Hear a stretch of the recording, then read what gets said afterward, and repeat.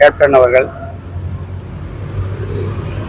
ரசிகர் நற்பணி மன்றமாக இருந்த காலத்திலேயே பல நற்காரியங்கள் செய்தார்.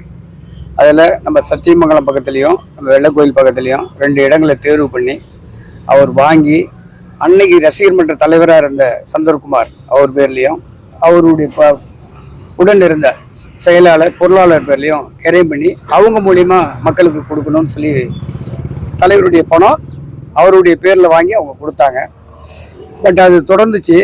கொடுத்தது போக மீதி இடம் அப்படியே இருந்தது. அந்த இடத்த சந்திரகுமார் அவர்கள் தேமுதிகவில் இருந்து சட்டமன்ற உறுப்பினர் தலைவராக்கினாங்க, கொள்கை உறுப்பு செயலாளர் ஆக்கினாங்க. அவர் திமுகவுக்கு மாற்று கட்சிக்கு சென்றவுடன் அந்த சொத்துக்களை அபகரிக்கும் நோக்கத்தில் அந்த சொத்தை அவர் மேற்கொண்டார்.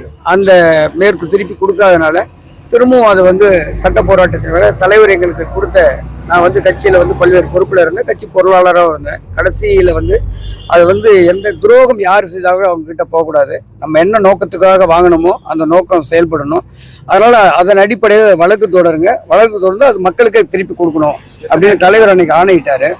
அவருடைய ஆணையின் பேரில் தான் சட்ட போராட்டங்கள் நடந்தது. வழக்கறிஞர்கள் மிக சதவீதமாக இருந்து போராட்டத்தில் இன்னைக்கு வெள்ளக்கோயில் இந்த இடத்த இன்னைக்கு நீதிமன்றம் நீதி வென்று இருக்குதுன்னு சொல்லுவோம்.